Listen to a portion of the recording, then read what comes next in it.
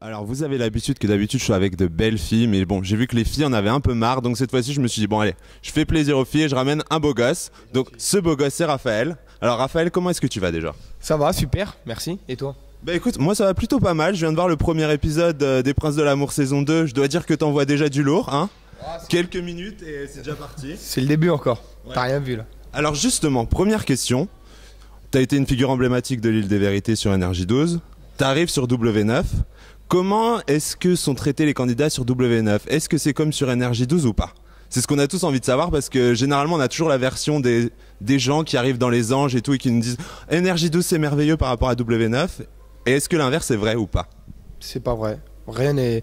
C'est complètement différent. Après, moi, j'ai pas fait les anges, donc je peux pas parler sur ce point-là. Mais contrairement à l'île des vérités, W9, enfin pas contrairement à l'île des vérités, mais W9 sont très très bien occupés de nous. Personnellement, moi, j'ai préféré chez W9 que chez Énergie 12. Après, c'est pas une question de cracher sur Énergie 12. Loin de là, c'est eux qui m'ont fait naître. Donc, je vais pas cracher dans la soupe. Mais W9, c'est complètement différent.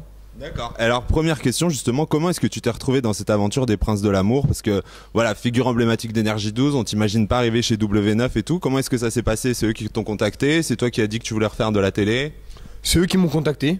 Voilà, ils m'ont contacté. Je suis allé les rencontrer. On a discuté longuement et voilà, ça s'est fait. Donc toi, t'es content de cette collaboration? Tout à fait, vraiment très content. Alors justement, première question, quand on sait que tu passes le casting, quand on sait que t'es retenu, quels sont tes critères toi de ta fille idéale? Qu'est-ce que tu as demandé à la production comme fille? Est-ce que déjà on te propose plusieurs types de filles, on te demande de choisir? Comment ça se passe exactement? Non, en fait, comment ça se passe? Voilà, on dit un petit peu notre style de fille. Donc moi j'ai donné mon style et j'ai dit ce que je détestais.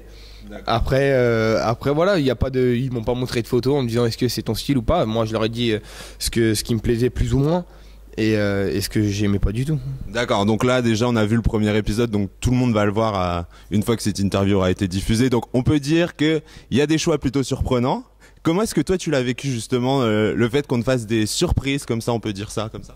Au début, difficilement. Au début, c'est difficile à vivre. On dit qu'on n'aime pas les bimbos. Je vois une meuf avec des gros seins plus gros que sa tête qui arrive sur le truc. Je me dis, c'est pas possible, on se fout de ma gueule. C'est pas possible.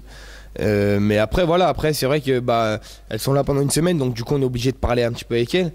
Après bon, on essaie de passer outre le physique, mais c'est vrai que ça devient compliqué. Après bon, c'est que le début, donc forcément qu'il y aura des filles bien plus intéressantes que Nevena, mais voilà. C'est sûr, bon, on espère pour toi en tout cas, parce que vu la première, on se doute que si c'est comme ça tout au long de l'aventure, c'est compliqué. Ouais. Et alors avec les filles, bon alors on va pas trop en parler parce qu'on n'a pas le droit, on va attendre que ça soit diffusé. Mais avec les gars, comment est-ce que ça s'est passé justement? Est-ce qu'il y avait une bonne ambiance ou est-ce qu'il y en a qui étaient vraiment là pour le buzz? Ça s'est passé comment? Avec les garçons, personnellement, ça s'est super bien passé. Justement, j'étais super étonné parce qu'il n'y a pas eu une embrouille, pas un clash. Voilà, contrairement à l'île des vérités où c'est vraiment que du clash, je suis arrivé dans les Princes de l'amour, j'étais surpris parce que il n'y a pas un garçon qui a essayé de se mettre au-dessus de l'autre, ou vraiment il y a eu beaucoup de feeling entre nous, et même que ce soit prétendant ou séducteur, ça change rien. On était 6 princes et on était vraiment, je pense, les 6 soudés. Après il y en a un qui se détachait un peu plus des autres, c'est Bastien. Avec qui on parlait un petit peu moins parce que voilà, lui c'était une pipelette, il allait plus parler avec les filles. Quand on se disait des trucs entre mecs, il allait faire la langue de VIP. Ah ouais, d'accord, ok. Quand même. Ah, je plaisante. Non mais voilà, donc bon, Bastien était un peu moins, on l'appréciait un peu moins dans le groupe, mais sinon ça s'est super bien passé. D'accord, ok. Donc alors maintenant on va passer quand même justement aux questions un peu plus langue de VIP, hein. Alors moi la première question qui m'est venue à l'esprit, c'est est-ce qu'à un moment t'appréhendais de voir Aurélie Van Dalen débarquer, parce qu'à chaque fois que tu fais une télé elle est derrière, donc non, non pas du tout, je savais qu'elle allait pas venir, tout simplement parce que apparemment elle aurait rencontré l'amour, donc tant mieux pour elle. Voilà, elle a l'air heureuse, on parle vite fait, mais voilà, elle est heureuse avec son copain et tant mieux, moi ça me va pour elle, je suis content. Donc alors, autre petite question qui va certainement un peu piquer, hein. Donc on sait que, voyez, il y a eu Stéphanie, il y a eu Aurélie d'Autremont. Est-ce que tu as prévu un carnet d'adresses de tes prétendantes pour Julien Bert justement? Bien joué. C'est vrai qu'il passe souvent. Écoute, si je peux lui en présenter d'autres, il n'y a pas de problème. Moi je lui passe un carnet d'adresses, il n'y a pas de souci. Ouais, donc tu as prévu une petite liste comme ça au cas où s'il s'ennuie. Voilà, au cas où s'il s'ennuie, il m'appelle et il le sait. Je lui donnerai les numéros. Bon bah ça va alors. Et alors maintenant justement, c'est quoi tes projets aujourd'hui maintenant que tu as fait ça? Donc tu as fait l'île des vérités, on a vu vraiment ton côté clasher, là on va certainement voir un peu plus ton côté lover. Ou pas. Ou pas, d'accord. Et c'est quoi tes futurs projets en fait? Honnêtement, j'ai pas de futur projet. Moi, je suis pas le mec qui va courir derrière les gens. Je préfère le dire direct. On m'appelle, j'écoute. Voilà, pourquoi pas refaire une télé, je le dis clairement. Après, je ferai pas n'importe quoi, c'est sûr. Maintenant, voilà, si on m'appelle, on m'appelle. Si on m'appelle pas, je vais pas courir derrière eux. Moi, je suis pas le genre de mec à baisser mon froc pour aller faire une télé.